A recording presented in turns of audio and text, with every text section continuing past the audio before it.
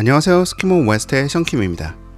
사실 카메라 위치에 따라서 샷의 느낌이나 의미가 어떻게 달라지는지는 영상 공부를 시작하면 매우 초기에 나오는 내용이라 대부분의 구독자분들이 이미 알고 있을 거라 막연히 생각해왔었습니다. 하지만 최근에 메시지 하나를 받으면서 생각이 조금 바뀌었습니다. 영상에 막 관심을 갖기 시작한 비전공자분이셨는데 영상 회사와 함께 영상 작업을 진행할 때 어떤 식으로 피드백을 줘야 될지 막막하다는 내용이었습니다. 이 말을 듣는 순간 번쩍하면서 아 맞아, 영상에 처음 관심을 갖기 시작한 분들을 위한 컨텐츠도 종종 만들어 봐야 되겠다 라는 생각이 스치더군요. 그래서 오늘 영상을 준비해봤습니다. 영상을 전공하셨거나 업으로 하고 계신 분들에게는 좀 쉬운 주제일 수 있겠지만 꼭 한 번은 짚고 넘어가야 하는 이야기, 카메라 위치가 주는 의미에 대해서 이야기해 보겠습니다. 오늘의 주제는 영상을 직접 제작하지 않는 사람이라도 영상을 조금 더 심도 있게 이해하는데 도움이 될 거라 믿습니다. 뿐만 아니라 일상생활에서 핸드폰으로 사진을 찍을 때도 적용할 수 있을 만큼 이미지를 다루는 분야라면 광범위하게 통용되는 비주얼 언어라고 생각하시면 좋을 것 같습니다. 카메라 위치라 하면 위, 아래, 그리고 앞, 옆, 뒤 정도로 거칠게 구분해 볼 수 있을 것입니다. 디즈니의 빅 히어로 6라는 애니메이션의 오프닝 장면입니다. 거대 로봇 둘이 엄청난 에너지와 함께 격돌하고 있습니다. 몇 번의 합이 오가다가 어느 순간 카메라가 로봇들보다 높이 올라가면서 장난감 로봇임이 드러나죠. 이처럼 피사체가 장면을 지배하고 있는 존재, 힘있는 존재로 그려낼 때는 대부분의 경우가 카메라가 로우 앵글로 찍는 경향이 있습니다. 반면 위에서 아래로 내려보며 찍는 앵글은 화면 안의 피사체를 작고 연약한 존재로 그려내는 경향이 있습니다. Take her to the moon for me. Okay?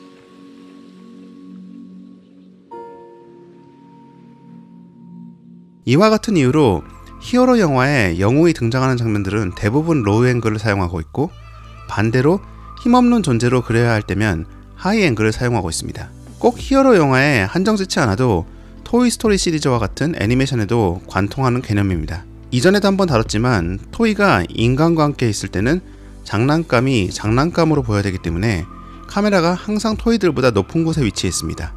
반면 토이들끼리 있을 때는 카메라가 토이들의 눈높이로 내려오게 됩니다. 아이들이 없을 때는 더 이상 이들이 수동적이고 작은 존재가 아니게 되는 것이죠. 우리가 평소에 찍는 사진에도 비슷한 현상을 발견할 수 있습니다. 아이들 사진은 대부분 아이들 눈높이보다 높은 곳에서 내려다보면서 찍기 때문에 실제로 작기도 하지만 더욱 작고 귀여운 존재로 사진에 담기게 됩니다. 조금 색다른 느낌의 아이 사진을 찍고 싶다면 아이들의 눈높이보다 더 아래에 카메라를 위치해 보세요. 뭔가 조금 다른 느낌을 얻으실 수 있을 겁니다. 두 번째 카테고리는 앞, 뒤, 옆입니다. 이전 영상들에서도 몇 번 언급했었는데 카메라가 피사체의 정면에 가깝게 위치할수록 관객들은 그 캐릭터와 조금 더 쉽게 교감할 수 있게 됩니다.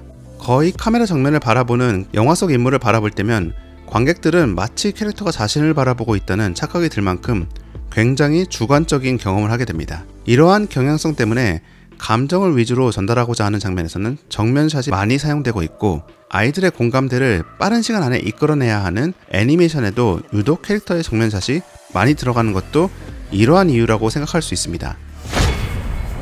반면 측면샷은 상황을 조금 더 객관적으로 보여주는 앵글입니다.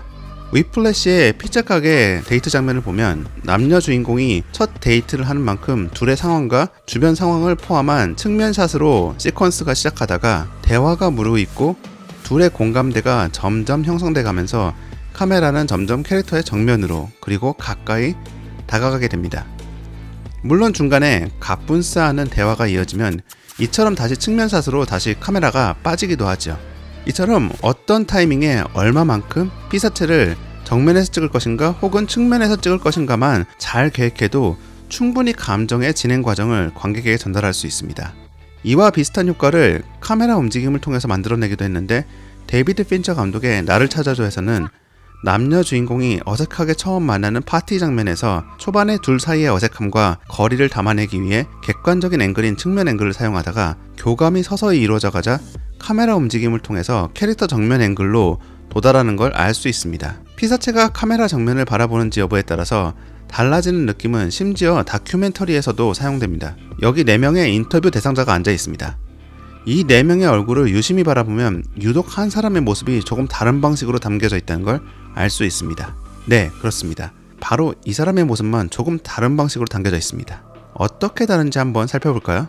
임포스터라는 다큐멘터리는 사기꾼과 사기 피해자에 관한 내용입니다. 유독 다르게 찍힌 이 인물이 바로 사기꾼이고 다른 인물들은 그 피해자들인데, 피해자들 같은 경우에는 카메라 옆에 앉아있는 인터뷰어를 바라보면서 이야기하도록 찍어서 카메라 렌즈를 살짝 비켜서 이야기하고 있는 반면, 사기꾼은 카메라 렌즈를 정면으로 바라보면서 말하도록 하였습니다. 감독은 관객들이 최대한 사기꾼의 이야기 그리고 그의 표정에 온전히 집중해보길, 그리고 과연 나라면 이 사람의 이야기에 넘어가지 않았을까?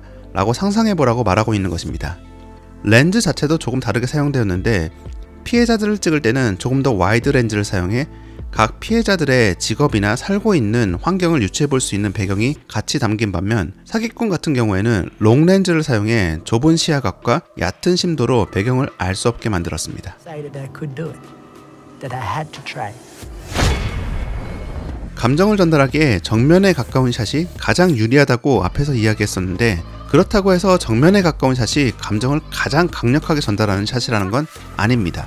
실루엣 자체가 많은 이야기를 하고 있는 경우에는 측면에서 찍은 샷이 더 강력할 수도 있고, 심지어 캐릭터의 얼굴이 전혀 보이지 않는 캐릭터 뒤에서 찍은 장면이 최고의 선택인 경우도 있습니다.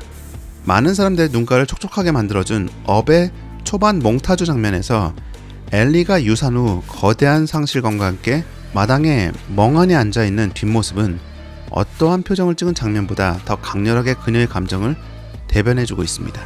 스티븐 호킹 박사의 일대기를 다룬 사랑에 관한 모든 것에서 호킹 박사가 자신의 몸이 점점 더 굳어갈 것이며 이를 막을 수 있는 방법이 전혀 없다는 걸 알아차렸을 때의 좌절감을 캐릭터의 뒷모습 장면을 통해 훨씬 강력하게 전달해주고 있습니다. 캐릭터 뒤에서 찍은 샷은 이처럼 큰 좌절을 표현할 때도 적합한 앵글이지만, 캐릭터의 경험을 관객도 똑같이 경험하게 해주는 역할도 합니다. 캐릭터 뒤를 쫓아가면서 찍는 앵글은 마치 전장을 캐릭터와 함께 누비고 있는 듯한 착각을 일으키게 합니다. 이러한 이유로 뒷모습을 찍은 샷을 다큐멘터리 샷이라 부르기도 합니다.